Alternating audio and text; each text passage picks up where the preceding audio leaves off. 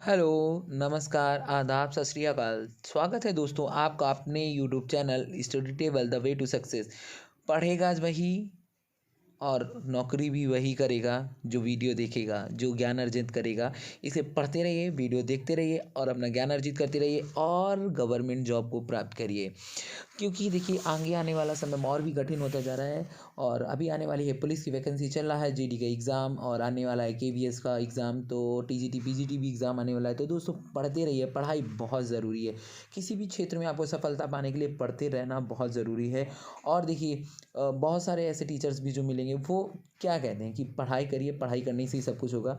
Love सब बाबू जादू टोना सब ये तो बात की बातें हैं और अगर आप पढ़ते हैं तो आप ज़रूर एक दिन निश्चित सफलता को प्राप्त करेंगे। इसीलिए कहते हैं कि कर्म करते रहिए, फल की चिंता मत करें, लेकिन कर्म भी ऐसा हो कि वो आपको फल देकर ही जाए। गीता में भी कहा गया है, कर्मण्येवाधिकारस्ते माँ फलेषु कदाचन माँ कर्मफल हेतुर्भुः माँ संगोत्सव स्वकर्मणि। तो फिर इसी क्रम में बौद्ध धर्म का इतिहास, बौद्ध धर्म की उत्पत्ति परिचय पार्ट 2 लेकर हाजिर हूँ आपके सामने। और चलिए देख लेते हैं पहला प्रश्न क्या कह रहा है। और वीडियो अगर आपको अच्छा लगता है तो ज़रूर से शेयर करें और लाइक करें। चलिए शुरू करते हैं। वीडियो का पहला प्रश्न क्या कह रहा है, देख लेते हैं पहला प्रश्न। तो परिचय पार्ट 2 में पहला प्रश्न है, गौतम बुद्ध का जन्म कब हुआ था? 563 ईसा पूर्व, 558 ईसा पूर्व, 561 ईसा पूर्व या 544 ईसा पूर्व। तो दोस्तों मैंने आपको डिस्क्रिप्शन में बताया था कि जो गौतम बुद्ध हैं उनका जन्म कपिलवस्तु के निकट लुम्बिनी नामक स्थान में हुआ था, जो कब हुआ था? 563 ईसा पूर्व में हुआ था। और इनके पिता क्या थे? शुद्धोधन थे जो साक्यगढ़ के प्रधान थे। माता का नाम महादेवी था जो कि कोकिलगढ़ राज्य की कन्या थी। और इन्होंने 29 वर्ष की अवस्था में क्या कर दिया था? गृह त्याग कर दिया था। अगला प्रश्न देख लेते हैं। तो अगला प्रश्न है, बुद्ध के जीवन की किस घटना को महाभिनिष्क्रमण के रूप में जाना जाता है? उनका महापरिनिर्वाण, उनका जन्म, उनका गृह त्याग, उनका प्रबोधन। तो जो महाभिनिष्क्रमण है वो है उनका गृह त्याग, क्योंकि उन्होंने 29 वर्ष की अवस्था में क्या कर दिया था? गृह त्याग कर दिया था। उन्होंने जो 4 चीज़ें देखी थी, कौन कौन सी? एक वृद्ध व्यक्ति, एक बीमार व्यक्ति और एक अर्थी और एक सन्यासी। तो उन चीज़ों को देख करके उन्हें अपने गृह त्याग की इच्छा हुई और मतलब उन्होंने क्या सोचा कि उन्हें निर्वाण की प्राप्ति करनी है। इसलिए उन्होंने घर छोड़ा और तपस्या की और कई वर्षों की लगातार तपस्या के बाद उन्हें ज्ञान प्राप्त हुआ। तो इसका आंसर सी सही हो जाएगा। महाभिनिष्क्रमण का बौद्ध धर्म में मतलब होता है उनका गृह त्याग। चलिए देख लेते हैं अगला प्रश्न। गौतम बुद्ध की माँ किस वंश से संबंधित थी? मैंने अभी बताया, शाक वंश, माया वंश, लिच्छवी वंश या कोली वंश। तो उनकी जो माता थी वो संबंधित थी कोली वंश से। किससे संबंधित थी? कोली वंश से। यानी क्वेश्चन तीसरे का डी ऑप्शन बिल्कुल करेक्ट हो जाएगा, कोली वंश। तो अगला प्रश्न है, चौथा प्रश्न, निम्नलिखित में से कौन एक अशोक का अभिलेख इस परंपरा की पुष्टि करता है कि गौतम बुद्ध का जन्म लुम्बिनी में हुआ था? मतलब अशोक, जो सम्राट अशोक थे, उन्होंने कई सारे अभिलेख खुदवाए थे या स्तंभ लिखवाए थे। तो उस किस स्तंभ से पता चलता है कि गौतम बुद्ध जी का जो जन्म है वो आपका लुम्बिनी में हुआ था? तो इसका हो जाएगा ऑप्शन आपका रुमिनदेई स्तंभ अभिलेख। रुमिनदेई स्तंभ अभिलेख आपका बिल्कुल करेक्ट हो जाएगा, ये बिल्कुल सही हो जाएगा। इसमें मौर्यवंशी अशोक सम्राट ने जो अभिलेख इसमें सूचना दी थी कि उनका जन्म लुम्बिनी में हुआ था। और जो अशोक थे, कहाँ पर? अभिलेख के 20 वर्ष बाद, मतलब जब ये इस अभिलेख के अनुसार जब अशोक ने शासन किया था, अपने शासन के 20वें वर्ष में वो कहाँ आए थे? रुमनदेई आए थे और मतलब लुम्बिनी आए थे और लुम्बिनी में आकर के उनकी किसकी? गौतम बुद्ध जी की पूजा की थी। वहीं पर इन्होंने ये अभिलेख लिखवाया था। रुमिनदेई स्तंभ बिल्कुल करेक्ट हो जाएगा। चलिए देख लेते हैं पांचवा प्रश्न। तो पांचवा प्रश्न है, महात्मा बुद्ध का महापरिनिर्वाण कहाँ हुआ था? लुम्बिनी, बोधगया, कुशीनगर, कपिलवस्तु। तो इसका आंसर हो जाएगा कुशीनगर। यानी मैंने पहले भी बताया था कहाँ पर हुआ था, कुशी। जब मतलब बौद्ध धर्म का प्रचार करते हुए महात्मा बुद्ध मल्लों की राजधानी पावा पहुँचे थे, तब वहाँ पे चुन नामक जो एक लुहार था उसने कहा किया था, उन्हें एक सुकर मदेव खाने को दिए थे, जिससे उन्हें रक्ततिसार हो गया था और भयानक पीड़ा उत्पन्न हुई थी। फिर इस वेदना के बाद भी वो कुशीनगर गए, वहाँ पे मल्ल गणराज की राजधानी थी ये। और वहाँ पर ही 80 वर्ष की अवस्था में उन्होंने अपना शरीर क्या कर दिया था? त्याग कर दिया था। महापरिनिर्वाण चीज़ अलग है, निर्वाण चीज़ अलग है। इसका आगे वाला क्वेश्चन में भी देख लीजिए, उसी से रिलेटेड है। तो अगला प्रश्न है, गौतम बुद्ध ने किस स्थान पर निर्वाण प्राप्त किया था? कुशीनारा, बोधगया, श्रीवस्ती, लुम्बिनी। अब इसका जो ऑप्शन हो जाएगा, क्या नाम बोलते हैं, उन्होंने निर्वाण कहाँ पर प्राप्त किया था? तो बी ऑप्शन, बोध गया। मतलब निर्वाण का बौद्ध जो सम्मत है उसमें क्या होता है कि बौद्ध धर्म में सांसारिक दुखों से मुक्ति या दुख विरोध को ही निर्वाण, निरोध को ही मतलब दुख से प्राप्ति है, मोक्ष प्राप्त करना ही निर्वाण माना जाता है। बुद्ध को सांसारिक दुखों से मुक्ति यानी कि निर्वाण ज्ञान प्राप्ति के समय प्राप्त हुआ, जो कि बोध गया में प्राप्त हुआ था। और महापरिनिर्वाण का मतलब है कि आपने इस जो शरीर है उसे बिल्कुल तरीके से त्याग दिया और मोक्ष की प्राप्ति की। महापरिनिर्वाण उन्होंने कुशीनगर में प्राप्त किया था, निर्वाण उन्होंने कहाँ पर प्राप्त किया था? बोध गया में प्राप्त किया था। दोनों चीज़ों में अंतर है, निर्वाण चीज़ अलग है। निर्वाण का मतलब दुखों का अंत यानी ज्ञान की प्रकाश की ओर अग्रसर, और महापरिनिर्वाण का मतलब हो जाएगा कि इस सांसारिक मोह माया को त्याग करके दूसरे लोक में चले जाना। तो अगला है, महात्मा बुद्ध का महापरिनिर्वाण किसके गणतंत्र में हुआ था? किस गणतंत्र मतलब राज्य में हुआ था? तो मैंने आपको पहले बताया था, मल्लों की राजधानी कहाँ हुआ था? कुशीनगर में, जो कि क्या थी, उनकी राजधानी थी। तो मल्ल सही हो जाएगा, सातवें का ए ऑप्शन बिल्कुल करेक्ट हो गया है। अगला प्रश्न है, महापरिनिर्वाण मंदिर कहाँ पर स्थित है? कुशीनगर में, सारनाथ में, बोधगया में, श्रावस्ती में। तो जो आपका महापरिनिर्वाण मंदिर है वो उत्तर प्रदेश के कुशीनगर में स्थित है। कुशीनगर में ही उन्हें क्या हुआ था? महापरिनिर्वाण यानी उनको मोक्ष की प्राप्ति हुई थी। और यहीं पर भगवान जो बुद्ध है उनकी मूर्ति 1876 ईस्वी में उत्खनन से प्राप्त हुई थी। तो यहाँ पर विश्व जो महापरिनिर्वाण मंदिर, ये बौद्ध धर्म का सबसे पवित्र मंदिर माना जाता है, और जो कि कहाँ पर है? कुशीनगर, उत्तर प्रदेश में स्थित है। ये एक मतलब बौद्ध धर्म का केंद्र भी रहा है, एक तरीके से देख सकते हैं। तो महापरिनिर्वाण मंदिर उत्तर प्रदेश के कुशीनगर में स्थित है। अगला प्रश्न है, गौतम बुद्ध द्वारा अपने धर्म में दीक्षित किया जाने वाला अंतिम व्यक्ति निम्नलिखित में से कौन सा था? आनंद, सारिपुत्र, मोग्गलान, सुबुद्ध। तो इसका आंसर सुबुद्ध करेक्ट हो जाएगा। सुबुद्ध को उन्होंने अपना आखिरी उपदेश दिया था, कहाँ पर दिया था? क्या नाम बोलते हैं, कुशीनगर में अपना आखिरी उपदेश दिया था। और ये करेक्ट हो जाएगा सुबुद्ध। तो आगे देख लेते हैं। बुद्ध ने अपने जीवन की अंतिम वर्षा ऋतु कहाँ बिताई थी? जो कि है 10वां प्रश्न। तो श्रीवस्ती में, वैशाली में, कुशीनगर में, सारनाथ में। तो यहाँ पर हो जाएगा वैशाली में ही उन्होंने क्या किया था? अपनी अंतिम वर्षा ऋतु बिताई थी। महापरिनिब्बाण सूक्त से उनके जीवन के विविध आयामों एवं काल का निर्धारण किया जाता है, जिसके अनुसार बुद्ध ने अपने जीवन की अंतिम वर्षा ऋतु वैशाली में बिताई थी। तो चलिए देख लेते हैं 11वां प्रश्न क्या कह रहा है।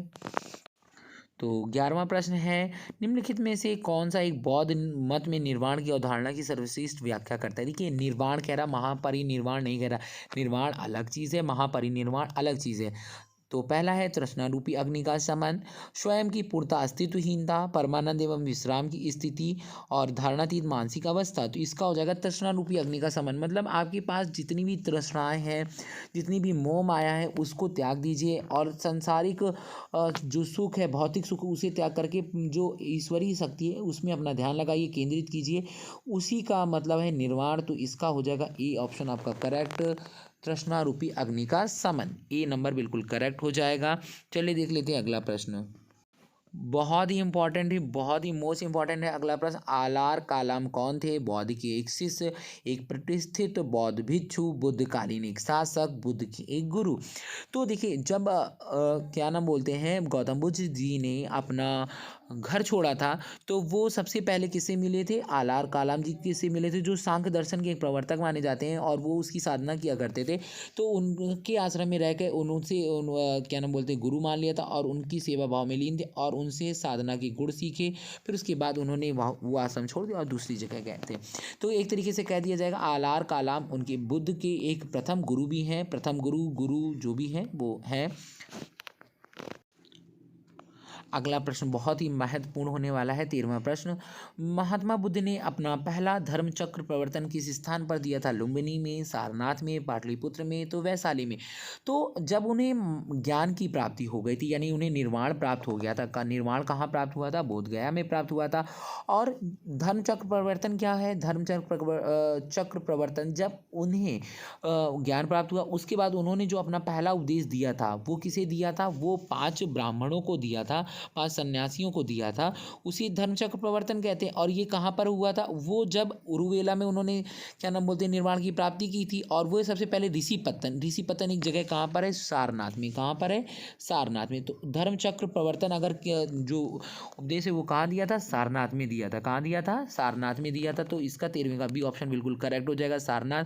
और किस जगह पर? सारनाथ के ऋषिपत्तन में। सारनाथ के ऋषिपत्तन में। तो अगला और महत्वपूर्ण प्रश्न है, बुद्ध ने सर्वाधिक उपदेश कहाँ दिए थे? वैशाली में, श्रावस्ती में, कौशाम्बी में या राजगृह में? तो दोस्तों जो श्रावस्ती है वो किसकी राजधानी थी? वो कौशल राज्य की राजधानी थी। और महात्मा बुद्ध के सबसे ज़्यादा अनुयायी या शिष्य आप कह सकते हैं वो श्रावस्ती में ही हुए थे। तो उन्होंने श्रावस्ती और या कौशल राज्य में ही थे, तो उन्होंने सबसे ज़्यादा उपदेश कहाँ दिए थे? श्रावस्ती में ही दिए थे। आगे बात समझ में, कहाँ पर दिए थे? श्रावस्ती में दिए थे। अगला प्रश्न देख लेते हैं। तो अगला प्रश्न है, बुद्ध कौशाम्बी किसके राज्यकाल में आए थे? शैतानिक, उदयन, बोधि, नीचक्षु। तो मतलब जो बुद्ध थे वो जो कौशाम्बी राज्य था, अपना कौशाम्बी उत्तर प्रदेश में पड़ता है, तो वहाँ पर किसका शासन था? तो वहाँ पर शासन था उदयन का। किसका शासन था? उदयन का शासन था। वो यहाँ पर उन्होंने नवा विश्राम किया था। और उदयन ने पिंडोला भारद्वाज के प्रभाव से, किसके प्रभाव से? पिंडोला भारद्वाज के प्रभाव से बौद्ध धर्म अपनाने के बाद घोषिताराम विहार भिक्षु संघ को दान दिया था। कौन सा दिया था? घोषिताराम विहार। कौन सा विहार? घोषिताराम विहार। वो किसको दिया था? बौद्ध संघ को दान में दे दिया था। तो किसके शासनकाल में आए थे? उदयन के शासन में आए थे। चलिए अगला प्रश्न देख लेते हैं। तो अगला प्रश्न है, बुद्ध की मृत्यु के पश्चात प्रथम बौद्ध संगीति की अध्यक्षता किसने की थी? महाकश्यप द्वारा, धर्म सिंह द्वारा, अजातशत्रु द्वारा, नागसेन द्वारा। तो दोस्तों जब गौतम बुद्ध जी की मृत्यु हो गई, तो अब उनकी जो मतलब ज्ञान थे या जो उनके उपदेश थे उनसे भी आगे बढ़ाना, तो उसके लिए एक संगीति का आयोजन किया गया। वो आयोजन किया था किसने? आपके अजातशत्रु ने।